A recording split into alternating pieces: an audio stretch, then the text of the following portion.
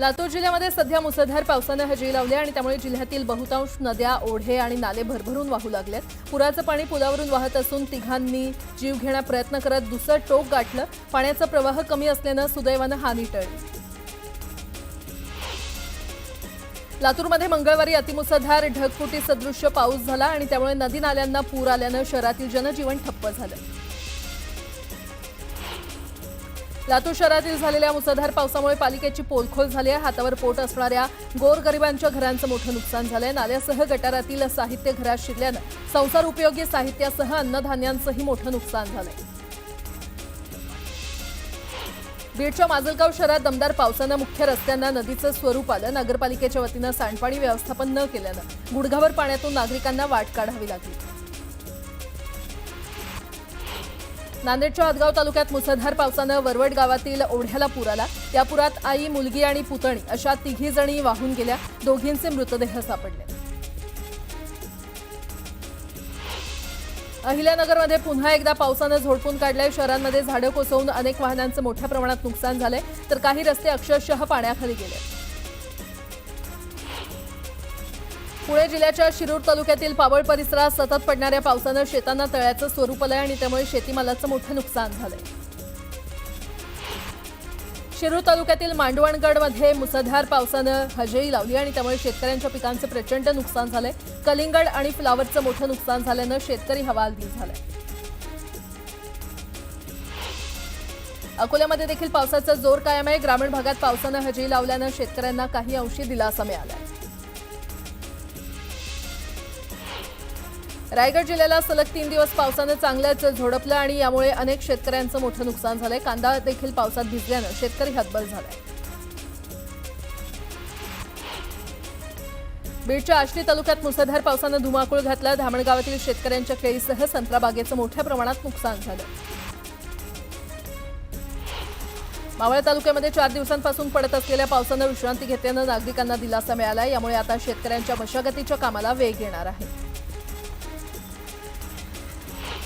अहिल्यानगर जिल्ह्यामध्ये मुसळधार पावसानं थैमान घातलं। शहरातील संदीपनगर परिसरात पावसामुळे घराचा स्लॅब कोसळून 20 वर्षीय तरुणीचा मृत्यू झालाय। अहिल्यानगर जिल्ह्यामध्ये पावसानं जोरदार हजेरी लावली। नगर शहरात अचानक झालेल्या मुसळधार पावसामुळे अनेक भागांमध्ये पाणी साचलं। शहरातील अपुऱ्या ड्रेनेज व्यवस्थेमुळे नागरिकांच्या घरात पाणी शिरल्यामुळे स्थानिक नागरिक हैराण झाले।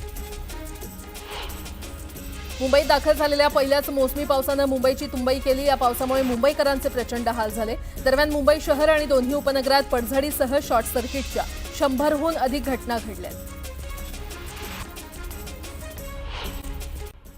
राज्यात झालेल्या अतिवृष्टीमुळे उद्भवलेल्या परिस्थितीचा मंगळवारी झालेल्या राज्य मंत्रिमंडळाच्या बैठकीत आढावा घेण्यात आला। शेती आणि घरांच्या नुकसानीचे तात्काळ पंचनामे करून नुकसान भरपाई देण्यात यावी अशा सूचना मुख्यमंत्री फडणवीसांनी दिल्या। मे महिन्यातच पावसानं राज्याच्या अनेक भागांना झोडपून काढलं आणि या पावसाचा सर्वात जास्त जोर हा मराठवाडा, विदर्भ आणि पश्चिम महाराष्ट्रात होता। या भागातल्या पिकांचं मोठं नुकसान झालंय। पुणे पालिकेनं शहरातील पाणी तुंबणाऱ्या धोकादायक ठिकाणांची संख्या कमी करण्याचा प्रयत्न सुरू केलाय, पण ही संख्या कमी होण्याऐवजी ती वाढतच चालली आहे। महापालिकेनं यापूर्वी 201 ठिकाणं निश्चित केली होती, त्यात आता झालेल्या पावसामुळे आणखी 29 ठिकाणांची भर पडली आहे।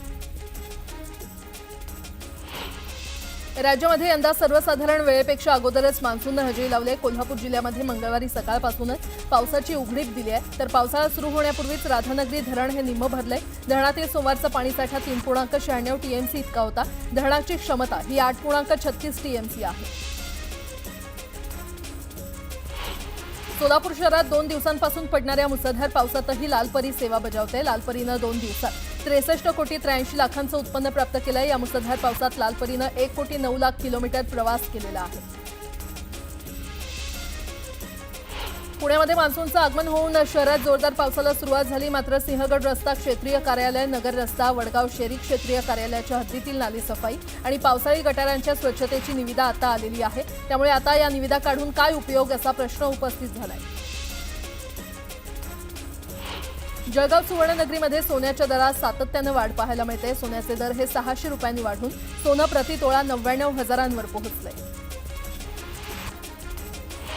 संत तुकाराम महाराजांच्या पालखी सोहळ्याची लगबग तुकोबांच्या देहूमध्ये सुरू आहे। या पार्श्वभूमीवर पिंपरी चिंचवड मनपा आयुक्त शेखर सिंह तसंच पोलीस आयुक्त विनय कुमार चौबे यांनी देहू देवस्थान ट्रस्ट सोबत संयुक्त आढावा बैठक घेतली। मुळशी तालुक्यात कोळवण खोऱ्यातील चालेपूल मुसळधार पावसाच्या पाण्याखाली गेल्यानं 16 गावांचा संपर्क तुटला होता। प्रशासनाचा ढिसाळ कारभार यामुळे नागरिकांना फटका बसलाय आणि यावेळी उबाठा आक्रमक झाला। प्रशासनाच्या विरोधात बोंब मारो आंदोलन करत उभाटानं निषेध नोंदवला। जळगावच्या शिवाजीनगरमधील क्रांती चौकात 2 दुचाकींनी एकमेकांना जोरदार धडक दिली। यामध्ये एक युवक गंभीर जखमी झाला असून त्याच्यावर खासगी रुग्णालयामध्ये उपचार सुरू आहेत। या अपघातानंतर संतप्त नागरिकांनी रस्त्यावर उतरत जोरदार घोषणाबाजी केली।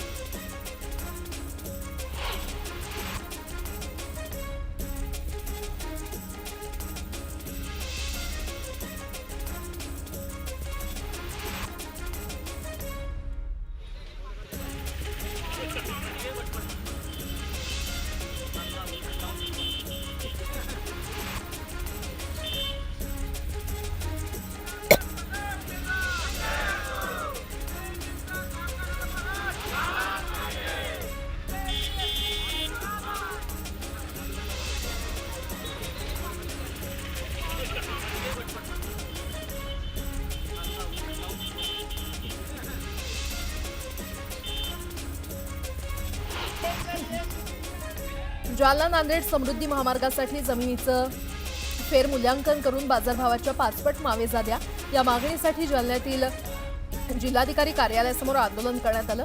जालना तालुक्यातील देवमूर्ती गावच्या शेतकऱ्यांनी हे आंदोलन केलं। अखिल भारतीय सांस्कृतिक संघ पुणे आणि युनेस्को यांच्या संयुक्त विद्यमानं 21व्या राष्ट्रीय ललित कला महोत्सवाला पुण्यात सुरुवात झाली आहे।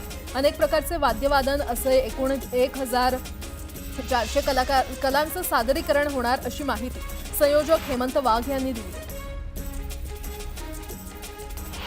चोपडाच्या गुजरळी भागातील वीर जवान चेतन चौधरींना मणिपूरमध्ये वीरमरण आलं आणि शहीद जवानाच्या स्मारकासाठी जागा उपलब्ध करून देण्याची मागणी नातेवाईकांनी नगर परिषदेच्या मुख्याधिकाऱ्यांकडे केली।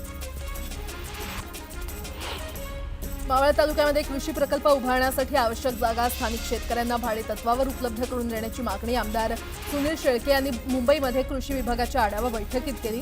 या प्रकल्पांतर्गत राज्यात 1250 कृषी प्रकल्प मंजूर असून त्यापैकी 550 प्रकल्प यशस्वीरित्या सुरू आहेत।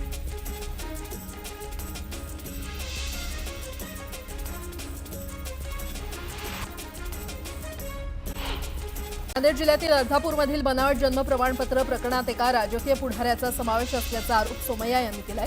अर्धापूरमधील ग्रामीण रुग्णालयातून एका वर्षात 82 बनावट जन्म प्रमाणपत्र देण्यात आले होते। या प्रकरणाबाबत मुख्यमंत्र्यांशी सविस्तर चर्चा झाली असून कुणालाही सोडलं जाणार नसल्याचं सोमय्या म्हणाले।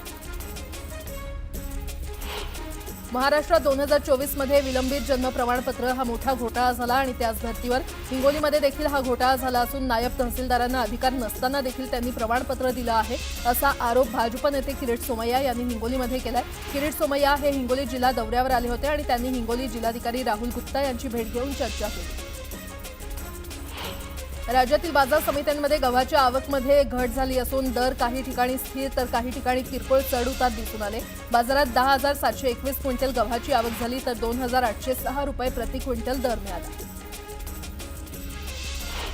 राज्यातील बाजार समित्यांमध्ये 1,78,000 क्विंटल कांद्याची आवक झाली आहे। या सर्वाधिक आवक नाशिक जिल्ह्यामध्ये उन्हाळ कांद्याची झाली तर या कांद्याला सरासरी 800 रुपये दर मिळाला। पिंपरी चिंचवडमध्ये एका सराईत गुन्हेगाराच्या वाढदिवसानिमित्त आरोपीनं तलवारीनं केक कापला। याचा व्हिडिओ सोशल मीडियावर व्हायरल होताच पोलिसांनी या आरोपीच्या मुसक्या आवळल्या। दुचाकी चोरणाऱ्या आंतरजातीय टोळीला नांदेड पोलिसांनी अटक केली आहे। 5 जणांच्या टोळीकडून चोरीच्या 26 दुचाकी जप्त करण्यात आल्या आहेत। 5 आरोपींनी आतापर्यंत 22 गुन्ह्यांची कबुली दिली आहे।